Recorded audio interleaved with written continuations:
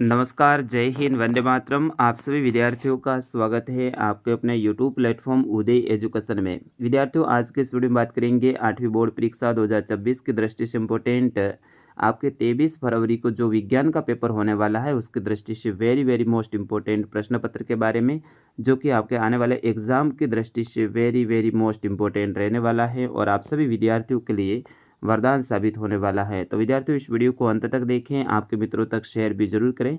साथ ही अभी तक आपने हमारे चैनल को सब्सक्राइब नहीं किया तो चैनल को सब्सक्राइब जरूर कर दीजिएगा। चलिए बढ़ते हैं पहले प्रश्न की ओर। पहला प्रश्न आपकी स्क्रीन पे है कि ईंधन के ऊष्मीय मान का मात्रक है।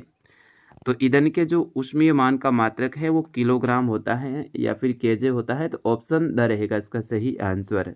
अगला प्रश्न है सीएनजी का पूरा नाम क्या है। संपीड़ित प्राकृतिक गैस, कोयला प्राकृतिक गैस, कोलतार प्राकृतिक गैस, इनमें से कोई नहीं। तो सीएनजी का पूरा नाम होता है संपीड़ित प्राकृतिक गैस यानी सीएनजी। अगला प्रश्न है वह पुस्तक जिसमें सभी संकटापन्न स्पीशीज का रिकॉर्ड रखा जाता है वो कौन सी होती हैं। Yellow data book, white data book, black data book या फिर रेड डाटा बुक। तो सभी संकटापन्न स्पीशीज का रिकॉर्ड है वो रेड डाटा बुक में रखा जाता है। ऑप्शन द रहेगा इसका सही आंसर। अगला प्रश्न है मानव में ध्वनि उत्पन्न होती है।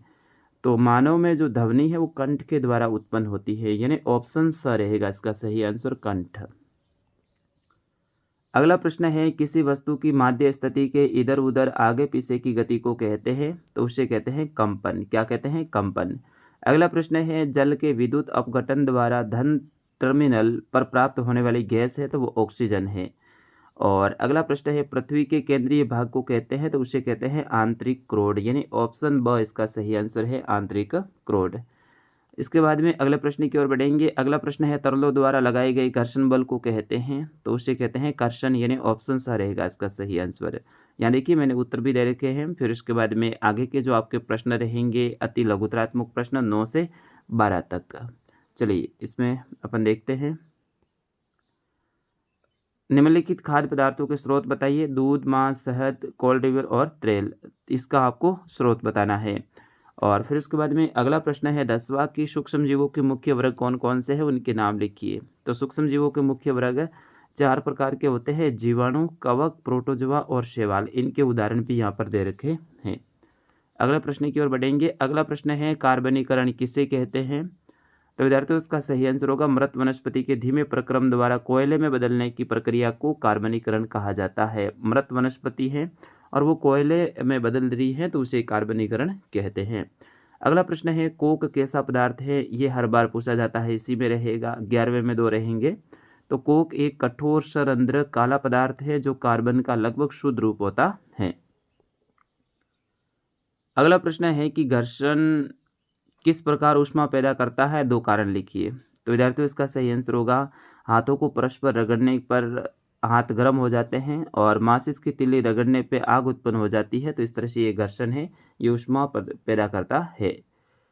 13वां प्रश्न है मिलान कीजिए। इसमें कटाई का मिलान है। ऑप्शन 4 से रहेगा। फसल काटने की प्रक्रिया को कटाई कहते हैं।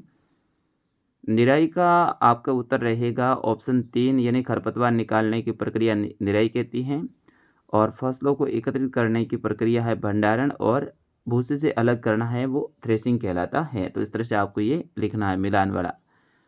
14 प्रश्न है प्रतिजैविक क्या है। प्रतिजैविक लेते समय कौन कौन सी सावधानियां रखनी चाहिए। तो विद्यार्थियों इसका सही आंसर होगा सूक्ष्म जीवों द्वारा प्राप्त होने वाली ऐसी औषधि जो सूक्ष्म जीवों को नष्ट कर देती हैं या फिर उनकी वृद्धि को रोक देती है, इस प्रकार की औषधि प्रतिजैविक कहलाती है। और इसमें कुछ उदाहरण भी दे रखे हैं, इनके नाम आप लिख सकते हैं। इनको लेते समय क्या क्या सावधानी रखनी चाहिए। प्रतिजैविक हमेशा डॉक्टर की सलाह पर ही लेनी चाहिए। डॉक्टर द्वारा परामर्श की गई सभी दवाओं का कोर्स है वो पूरा करना चाहिए। तो इस तरह से ये इनमें रहेगा। आगे का प्रश्न है इसमें आपको सत्य और असत्य बताना है। निम्नलिखित कथनों को सत्य और असत्य बताइए। तो इसमें देखिए आप देख लीजिएगा खुद भी, इनके उत्तर यहाँ पर दे रखे हैं। चलो मैं बता देता हूँ आपको। ऐसे पदार्थ जो पूर्ण दहन करने पर ऊष्मा देते हैं उसे ईंधन कहते हैं। बिल्कुल ईंधन कहते हैं, सही है। कोयला जीवाश्म ईंधन नहीं है, ये तो जीवाश्म ईंधन है, तो ये असत्य हो जाएगा।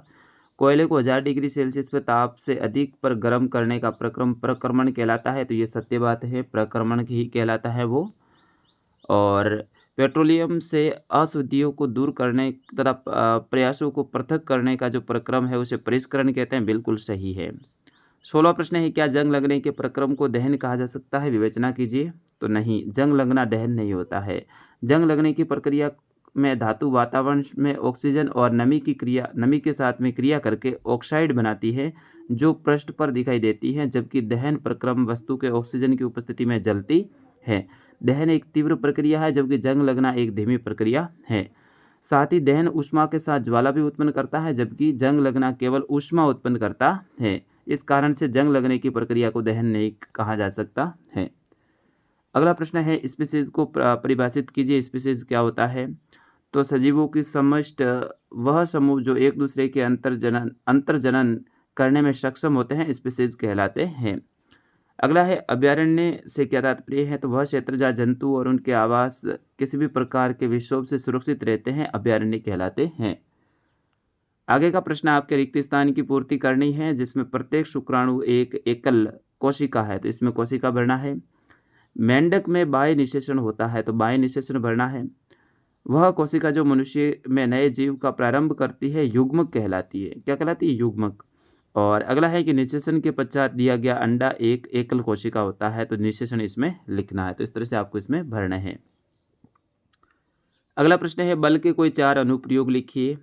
तो किसी रुकी हुई वस्तु को गतिशील बनाया जा सकता है, गतिशील वस्तु की चाल में परिवर्तित किया जा सकता है, गतिशील वस्तु की दिशा में को बदला जा सकता है और किसी वस्तु की आकृति को बदला जा सकता है। 20वां प्रश्न है, यदि घर्षण न हो तो यह जीवन को किस प्रकार प्रभावित करेगा? तो इस तरह से आप देख लीजिएगा। इसमें कई सारे, जैसे कि ब्लैक बोर्ड पर नहीं लिखा जा सकेगा, माचिस की तिल्ली को नहीं जला पाएंगे, मशीनों के विभिन्न पुर्जों का नमूना संभव नहीं होगा, वाहन पर ब्रेक लगाने से वाहन रुकेंगे नहीं, वह सड़क पर फिसलने लगेंगे, वाहन की गति आरंभ नहीं की जा सकेगी। इस तरह से इसमें आप बता सकते हैं। 21वां प्रश्न, इसमें 2 प्रश्न रहेंगे। बल्ब से विद्युत धारा प्रवाहित होने पर वह दीप्त क्यों होता है? और दूसरा रहेगा, किन द्रव्यों के कारण विद्युत का चालन किया जा सकता है? 22वां प्रश्न है, यदि वो समानांतर समतल दर्पण एक दूसरे के 40 सेमी के अंतराल पर रखे हो तो इसके बीच की रखी एक मोमबत्ती के बनने वाले प्रतिबिंबों की संख्या वो आपको बतानी है। 23वां प्रश्न है, सड़क की स्वस्थता सुनिश्चित करने के लिए आप क्या सुझाव देंगे? वाहन चलाते समय सुरक्षा के किन किन नियमों का ध्यान रखेंगे? और इसी में दूसरा रहेगा, लैंगिक जनन क्या है, ये कैसे होता है और इसके महत्व सहित आपको समझाना है। ये 4 नंबर के प्रश्न रहने वाला है, ठीक है ना।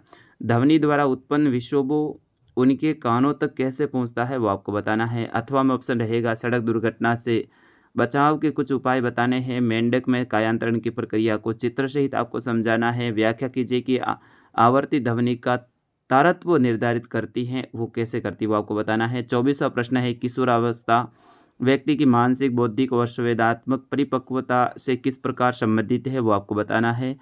ये 2 प्रश्न करने हैं आपको। अथवा में रहेगा ऑप्शन, तो 4-4 नंबर के 2 रहेंगे। किसी बर्तन की तली पर पानी द्वारा लगाया जाने वाला दाब पानी के स्तंभ की ऊंचाई पर निर्भर करता है। इस कथन को एक प्रयोग के द्वारा आपको सिद्ध करना है। अथवा में ऑप्शन रहेगा, किशोरावस्था में होने वाले परिवर्तन हार्मोन द्वारा नियंत्रित होते हैं। स्पष्ट कीजिए। वेरी वेरी मोस्ट इंपॉर्टेंट प्रश्न। वायुमंडलीय दाब की अधिकता को सिद्ध करने के लिए एक प्रयोग है आपको करना है। इनका स्क्रीनशॉट ले लीजिए, इनको अच्छे से याद कीजिएगा आप। अगला है, चित्र की सहायता से किसी ऐसे उपकरण का वर्णन कीजिए जिसका उपयोग किसी आवश्यक वस्तु की पहचान में होता है। अथवा में इसी में सेकंड रहेगा कि प्रकाश के परावर्तन को किसी क्रियाकलाप द्वारा समझाना है। अथवा में ऑप्शन रहेगा, आवेशित गुब्बारा दूसरे आवेशित गुब्बारे को प्रतिकर्षित करता है जबकि अनावश्यक गुब्बारा आवेशित गुब्बारे द्वारा आकर्षित किया जाता है, कैसे वो व्याख्या करनी है। और नेत्र में किन प्रकार के दोष उत्पन्न होते हैं वो आपको बताना है। तो कुल आपके इस तरह से प्रश्न है वो कुल आएंगे आपके 25। तो विद्यार्थियों फिलहाल इस वीडियो में इतना ही। जय हिंद, वंदे मातरम।